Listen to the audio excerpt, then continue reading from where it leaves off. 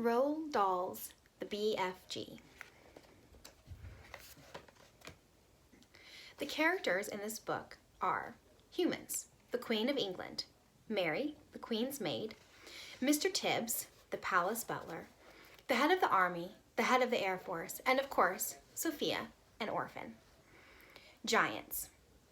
The flesh lubberpeter, the bone cruncher, the man hugger, the child chewer, the meat dripper, the gizzard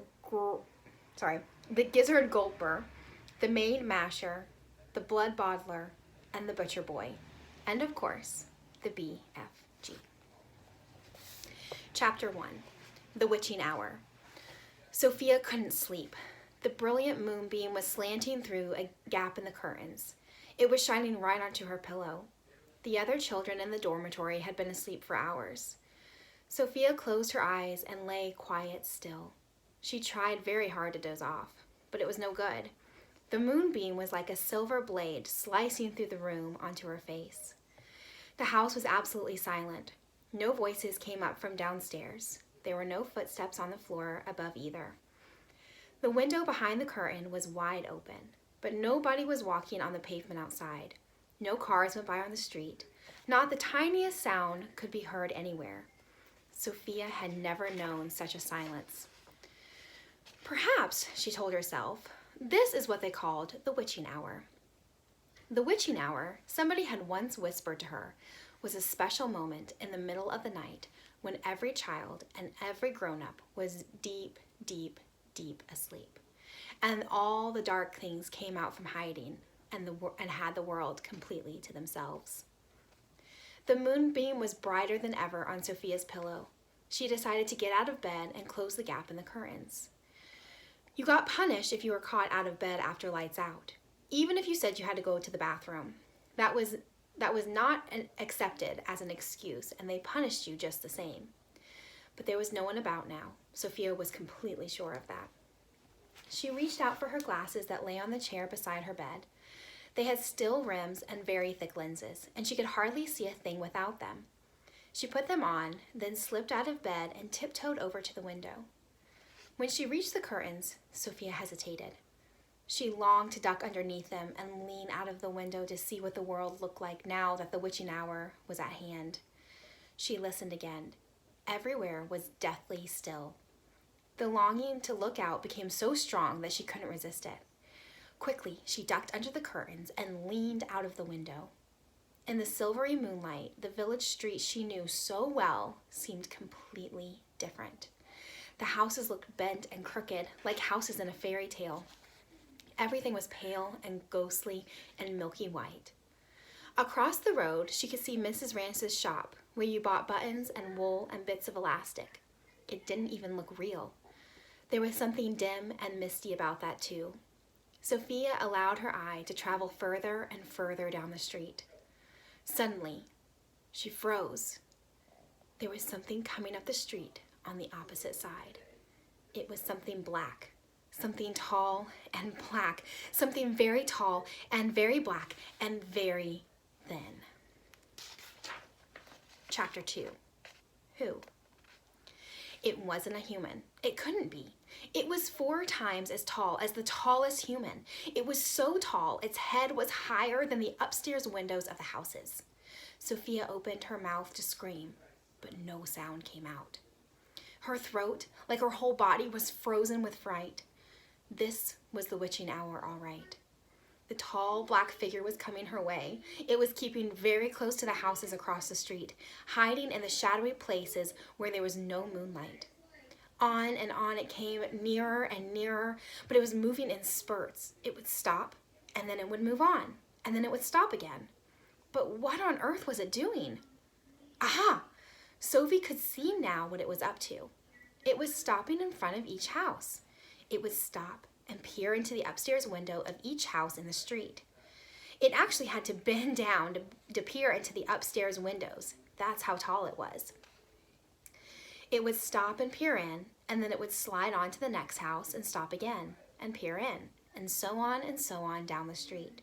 It was much closer now, and Sophie could see it more clearly. Looking at it carefully, she decided it had to be some kind of person.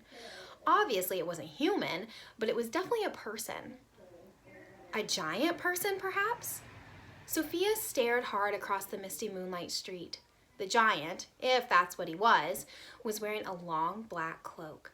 In one hand, he was holding what looked like a very long, thin trumpet. In the other hand, he held a large suitcase. The giant had stopped now right in front of Mr. and Mrs. Gushy's house. The Gushys had a green grocer's shop in the middle of High Street, and the family lived above the shop. The two Gushy children slept in the upstairs front room. Sophie knew that. The giant was peering through the window into the room where Michael and Jan Gushy were sleeping. From across the street, Sophie watched and held her breath. She saw the giant step back and pace and put the suitcase down on the pavement. He bent over and opened the suitcase. He took something out of it. It looked like a glass jar, one of those square ones with a screw top. He unscrewed the top of the jar and poured what was in it into the end of the long trumpet thing. Sophia watched, trembling. She saw the giant straighten up, and she saw him poke the trumpet in through the open upstairs window of the room where the Gushy children were sleeping. She saw the giant take a deep breath, and woof, he blew through the trumpet. No noise came out, but it was obvious to Sophie that whatever had been in the jar had now been blown through the trumpet into the Gushy children's bedroom. But what could it be? As the giant withdrew the trumpet from the window and bent down to pick up the suitcase, he happened to turn his head and glance across the street. In the moonlight, Sophie caught a glimpse of an enormous, long, pale, wrinkly face with the most enormous ears. The nose was as sharp as a knife, and above the nose were two bright, flashing eyes, and the eyes were staring straight at Sophie. There was a fierce and devilish look about them. Sophie gave a yelp and pulled back from the window. She flew across the dormitory and jumped into her bed and hid underneath the blanket. And there she crouched, still as a mouse, tingling all over. Chapter 3, The Snatch. Under the blanket, Sophie waited. After a minute or so, she lifted the corner of the blanket and peeped out. For the second time that night, her blood froze into ice, and she wanted to scream, but no sound came out. There at the window, with the curtains pushed aside, was the enormous, long, pale, wrinkly face of the giant person staring in. The flashing black eyes were fixed on Sophie's bed. The next moment, a huge hand with pale fingers came snaking in through the window. This was followed by an arm as thick as a tree trunk, and the arm, the hand, the fingers were reaching out across the room towards Sophie's bed. This time, Sophie really did scream, but only for a second, because very quickly, the huge hand clamped down over her blanket, and the scream was smothered by the bedclothes. Sophie, crouching underneath the blanket, felt strong fingers grasping a hold of her, and then she was lifted up from her bed, blanket and all, and whisked out the window. If you can think of anything more terrifying than that happening to you in the middle of the night, let's hear about it. The awful thing was that Sophie knew exactly what was going on, although she couldn't see it happening. She knew that a monster, or giant, with an enormous, long, pale, wrinkly face and dangerous eyes had plucked her from her bed in the middle of witching hour and was now carrying her out through the window, smothered in a blanket. What actually happened next was this. When the giant had got Sophie outside, he arranged the blanket so that he could grasp all the four corners of it all at once in his huge hands, with Sophie imprisoned inside. In the other hand, he seized the suitcase and the long trumpet thing, and off he ran. Sophie was squirming around inside the blanket and managed to push the top of her head out through a little gap just below the giant's hand. She stared around her.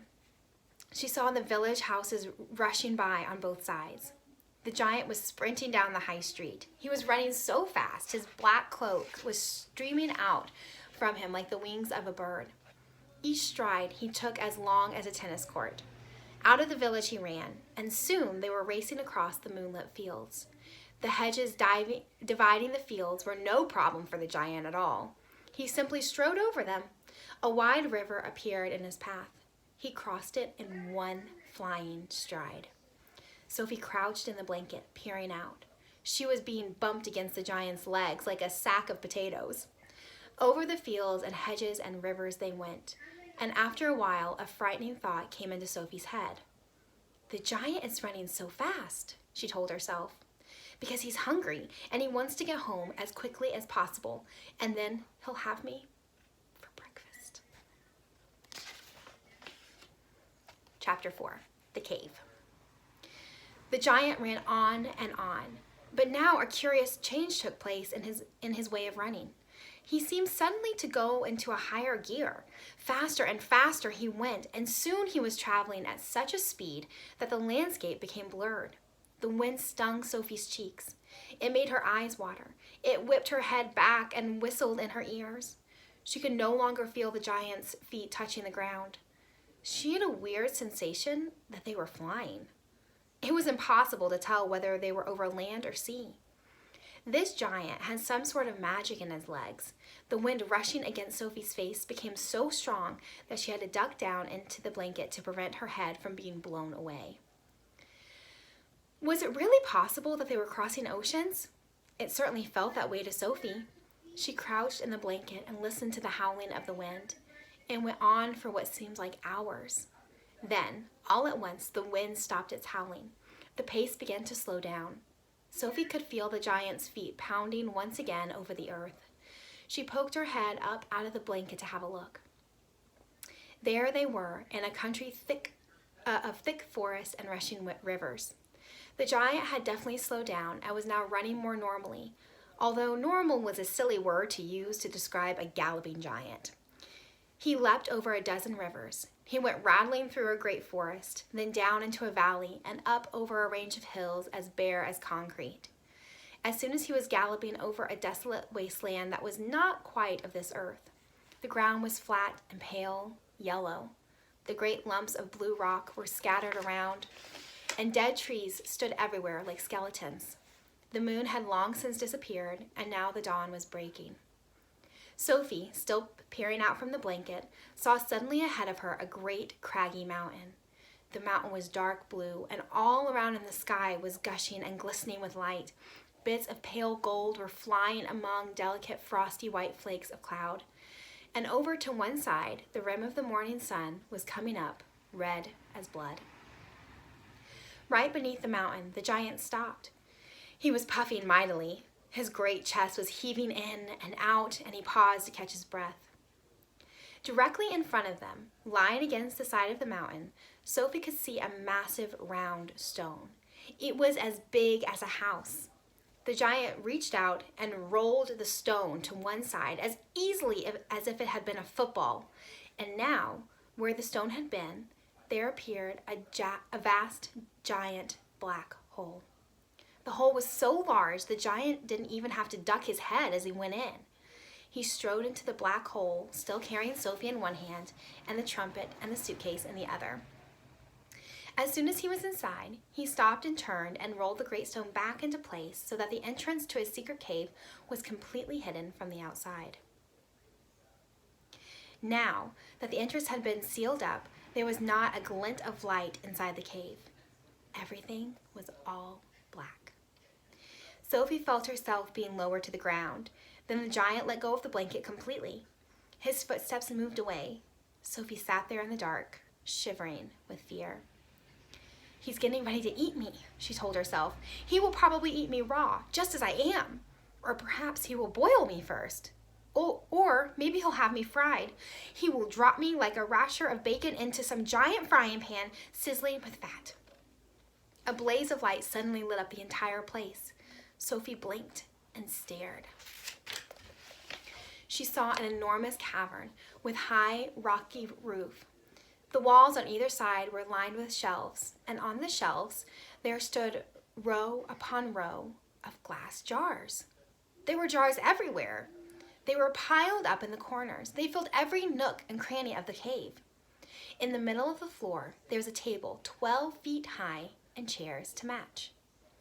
The giant took off his black cloak and hung it against the wall.